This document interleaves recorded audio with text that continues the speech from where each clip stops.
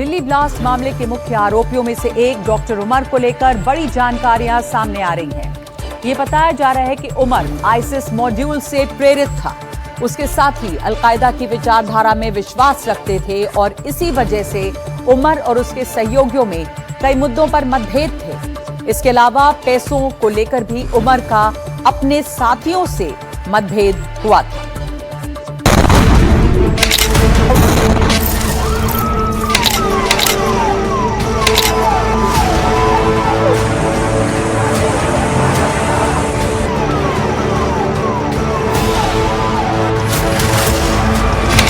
Delhi blast मामले के मुख्य आरोपियों में से एक उमर को लेकर बड़ा खुलासा हुआ। सूत्रों के मुताबिक उमर कश्मीर से बुरहान वानी और जाकिर मूसा का उत्तराधिकारी बनना चाहता था। फरीदाबाद टेरर मॉड्यूल में पकड़े गए सभी आतंकी अलकायदा की विचारधारा से प्रभावित थे, जबकि उमर ISIS और जैश की विचारधारा से प्रभावित थे। गौरतलब है कि बुरहान वानी और जाकिर मूसा आतंकियों की दुनिया में काफी फॉलो किए जाने वाले आतंकी हैं।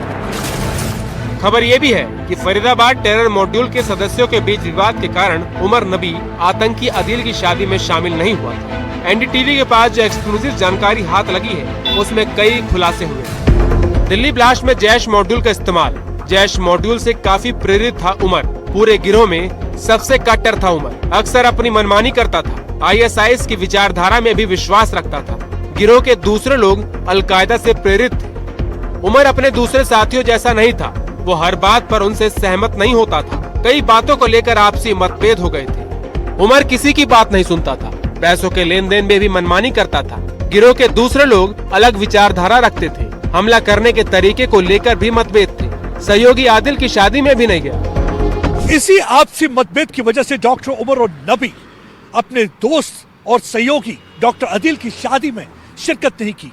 और जब उन्हें लगा कि उनका आतंकी संगठन अपना मिशन पूरा करने से पहले ही टूट जाएगा, तो वो अक्टूबर के आखिरी हफ्ते में कश्मीर गए, जहां उन्होंने मुलाकात अपने सब सहयोगी और साथियों से की और अपने रिश्ते सुधारने की पूरी कोशिश की। मतभेद को किनारे रखते हुए उमर अक्टूबर में समूह के साथ पुलों की मरम्मत करने कांजी गुंड आया, ताकि ये सुनिश्चित किया जा सके कि वे कई विस्फोट करने के अपने मिशन में कामयाब हो सके।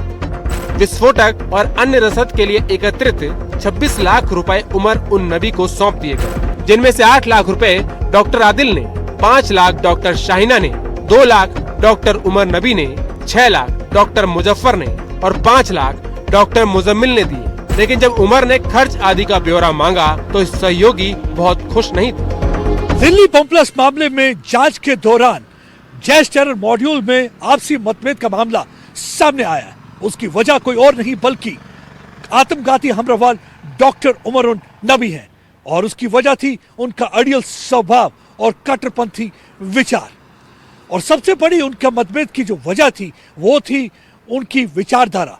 उमर और नबी जो थे वो आईसिस विचारधारा में बिलीव करते थे, जबकि उनके सहयोगी अलकायदा विचारधारा में विश्वास रखते थे। यही एक वजह थी कि उमर और नबी अक्सर आत्मघाती हमले की बात करते थे, जबकि उनके सहयोगी इस बात से पूरी तरह से सहमत नहीं थे। और दूसरी एक और वजह थी जिसकी वजह से उनके बीच में दरार पैदा हुई थी, वो थी अकाउंट्स को लेकर जवाबदेही।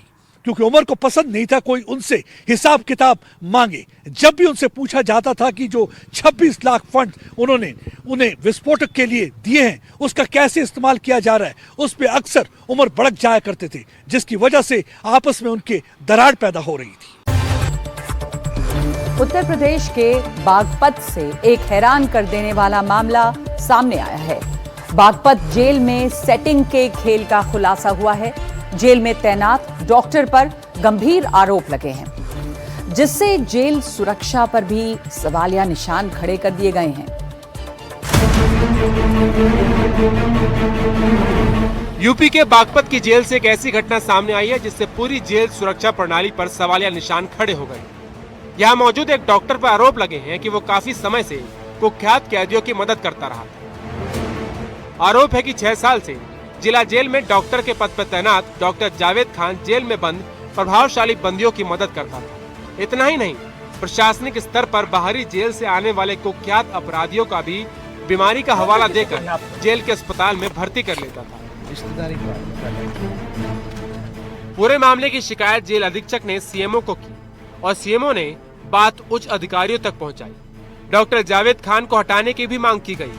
पत्र में लिखा गया कि डॉक्टर द्वारा प्रभावशाली बंदियों और बाहरी जेल से आने वाले अपराधियों की मदद की जाती थी। जेल अधीक्षक ने बताया कि डॉक्टर जावेद खान 6 साल से जेल अस्पताल में तैनात थे, जिनकी कार्य प्रणाली ठीक नहीं थी।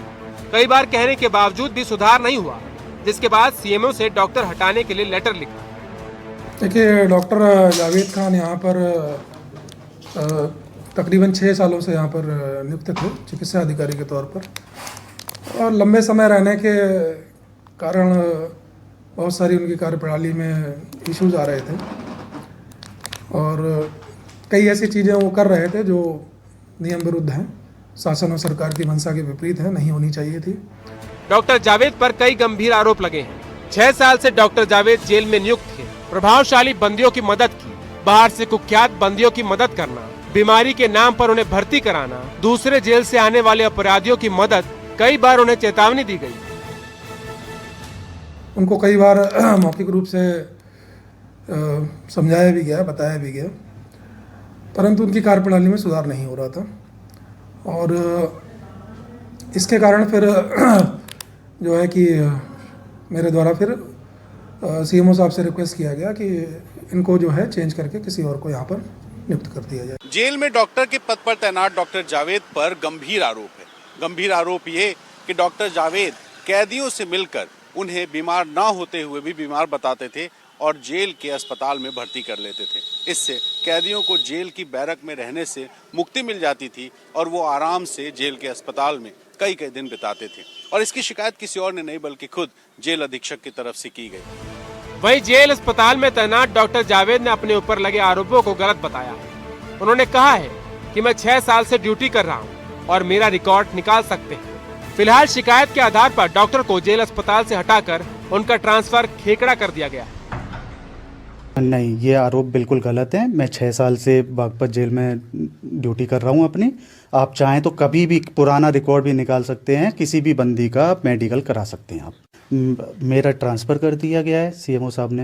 मैं अपने अधिकारियों के आदेश का पालन करूंगा। मामला बढ़ता गया तो 6 साल से जेल में तैनात डॉक्टर जावेद को सीएमओ से सिफारिश करके जेल से हटवाया गया और फिलहाल जांच चल रही है। ऐसे में अगर डॉक्टर जावेद पर लगे ये जो आरोप हैं अगर सही पाए जाते हैं तो हो सकता है कि सिर्फ ट्रांसफर नहीं बल्कि कोई और बड़ी कार्रवाई हो। बागपत से अपने सहयोगी विपिन सोलंकी और कैमरा पर्सन वीरेंद्र सैनी के साथ रणवीर, एनडीटीवी इंडिया। और बात करते हैं उत्तर प्रदेश के बरेली की। यहाँ पर 26 सितंबर को हिंसा हुई थी और हिंसा के मुख्य आरोपी तौकीर रजा और दूसरे आरोपियों के खिलाफ एक्शन जारी है। तौकीर के एक करीबी आरिफ की बिल्डिंग पर शनिवार को बुलडोजर चला। रविवार को भी बुलडोजर कार्रवाई हुई और बताया जा रहा है कि इसके निर्माण में कानून का पालन नहीं किया गया था।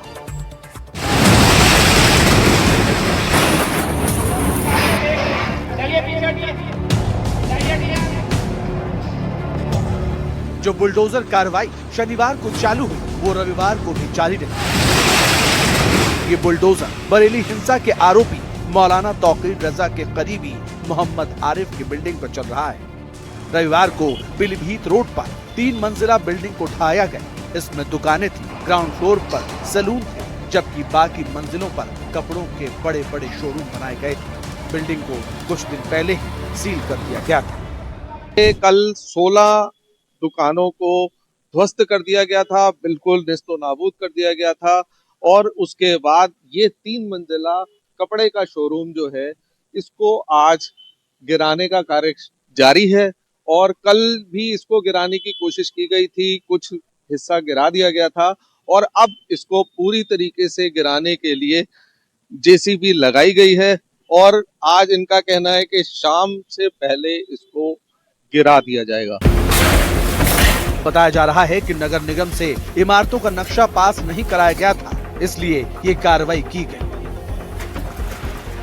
ये बिल्डिंग पीलीभीत रोड पर फ्लोरा गार्डन के पड़ोस में थी। करीब 2000 स्क्वायर फीट पर बनी थी। कीमत करीब 5 करोड़ थी। बुलडोजर कार्रवाई के दौरान इलाके में सुरक्षा के कड़े इंतजाम किए गए। आसपास बैरिकेडिंग कर दी गई। पुलिस और पीएसी के जवान तैनात रहे। सर ये एकदम बिल्कुल सही हो रहा है। अगर आदमी ने रहते टाइम पे कभी इस पे कब्जा कर लिया होगा और गवर्नमेंट ने उस टाइम नजर नहीं करी इसके ऊपर, या जो भी दिक्कतें रही होगी, लेकिन अब इस चीज का पता चल गया तो गवर्नमेंट कार्रवाई करे इसके ऊपर, तो ठीक कर रही है। मेरे हिसाब से सही हो रहा, क्योंकि पहले जो भी हुआ होगा, सरकार जिसकी भी होगी उनकी वजह से कब्जे हुए हैं ये, और अब जब पता लग रहा है कि कब्जे मतलब अवैध हैं, अब वे छूट रहे हैं, तो ये मेरे हिसाब से सही हो रहा है। उनको पहले ध्यान देना चाहिए था बिल्डिंग बनने से पहले, क्योंकि इसमें काफी सामान वगैरह था और जो इस पे रेंट पे रह रहे थे उनका बहुत नुकसान हुआ होगा। उनके हिसाब से भी सोच, अगर उनकी तरफ से हम देखते हैं तो काफी गलत है, क्योंकि ये पहले देखना चाहिए था। बताया जा रहा है कि मोहम्मद आरिफ मौलाना तौकीर रजा का करीबी है। आरोप है कि 26 सितंबर को मौलाना तौकीर रजा और उनके साथियों ने बरेली में उपद्रव किया था। आरोप ये भी है कि आरिफ बरेली में दंगा कराने वाले उपद्रवियों को आर्थिक मदद कर रहा था। बरेली से रणदीप सिंह, एनडीटीवी इंडिया। महाराष्ट्र के कल्याण में एक नया विवाद खड़ा हो गया है जब एक कॉलेज के कुछ छात्रों ने क्लासरूम के अंदर नमाज पढ़नी शुरू कर दी। इस घटना के बाद हिंदू संगठनों ने कड़ी नाराजगी जताई और कान पकड़कर छात्रों से माफी मंगवाई गई। पीछे शिवाजी महाराज की मूर्ति और मूर्ति के आगे कान पकड़कर खड़े 3 युवक।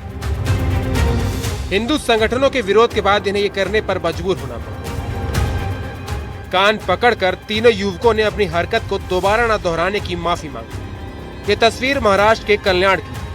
इनकी गलती ये है कि इन्होंने अपने कॉलेज के क्लासरूम में नमाज पढ़ी। इसके बाद हिंदू संगठनों ने बवाल मचाया और इनसे माफी मंगवाई। दरअसल मुंबई से सटे कल्याण के आइडियल कॉलेज के कैंपस में तीनों छात्र नमाज पढ़ रहे थे और कोई पीछे से इनका वीडियो बना रहा था।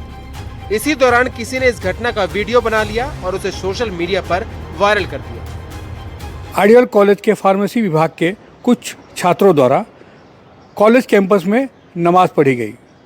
नमाज पढ़ने का वीडियो सोशल मीडिया पर जमकर वायरल हुआ, जिसके बाद विवाद हुआ। विवाद ने इतना तूल पकड़ा कि बजरंग दल विश्व हिंदू परिषद के कार्यकर्ता कॉलेज में गए और कॉलेज प्रबंधन से इस बारे में जवाब मांगा।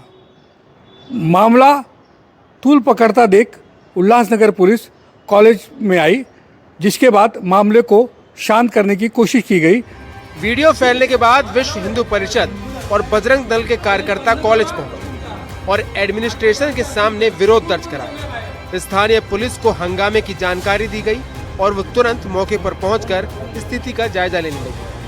कॉलेज एडमिनिस्ट्रेशन का कहना है कि कुछ स्टूडेंट्स ने खाली क्लासरूम में कुछ मिनट के लिए नमाज पढ़ी। किसी ने इस घटना को रिकॉर्ड करके सोशल मीडिया पर अपलोड कर दिया। नमाज पढ़ने वाले छात्रों का कहना है कि उन्होंने नमाज पढ़ी थी, लेकिन कहा कि उनका कोई इरादा विवाद पैदा करने या किसी की धार्मिक भावनाओं को ठेस पहुंचाने का नहीं था। बवाल इतना मचा कि कॉलेज कैंपस में पुलिस की एंट्री हुई। पुलिस ने मौके पर पहुंचकर हालात को कंट्रोल किया।